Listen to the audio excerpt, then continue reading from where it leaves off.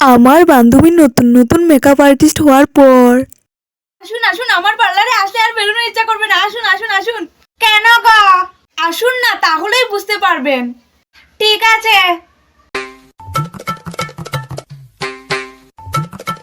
কি করতে চান বলুন?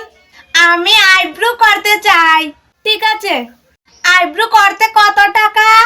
400 টাকা। 400 টাকা? এত টাকা? অন্য পার্লারে তো 40 টাকা। আরে দিদি, 40 টাকার পিছনে কতটা শূন্য বসে? একটা।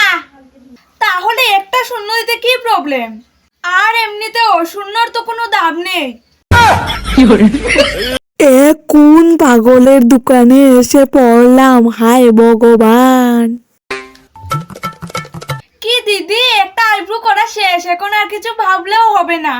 মানুষকে ঠকিয়ে যে এত টাকা নিচ্ছ, ভালো হবে? ভালো হবে না কেন? এই আপনার টাকাটা পেয়েই তো বিরিয়ানি খাবো, পেট ভরে যাবে, ভালোই তো হবে। আপনার ফালতু কথা শুনতে আমি আসিনি, দিন তো তাড়াতাড়ি দিন। 5 মিনিট পর। দেখুন তো হয়েছে কিনা। लेकिन एक सेकंड একই, আমার একটা আইব্রো ছোট আর একটা আইব্রো বড় হয়ে গেল কেন? এটা তো এখন ট্রেন্ডিং চলছে। আর আপনার যদি ভালো না লাগে তাহলে কাজল দিয়ে ঠিক করে নেবেন। এত টাকা দিয়ে নাকি আবার নিজেকে কাজল দিয়ে ঠিক করতে হবে? আমি তো বলিনি একটা ছোট আর আরেকটা বড় রাখার জন্য। এরকম পাগলের পার্লারে কে আসে? ये बड़ी अच्छी बात कही आप। আসলে আমি নিজেই তো করতে পারিনি, কিন্তু ট্রেন্ডিং বলে চালিয়ে দিয়েছি। আসবো? হ্যাঁ আসুন। কি করাতে চান? আমি আমার ভাইয়ের বিয়েতে যাব, একটু সাজবো।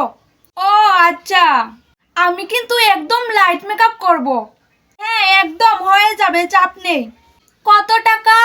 10,000 টাকা। আচ্ছা ঠিক আছে। দেখুন তো গেছে কিনা।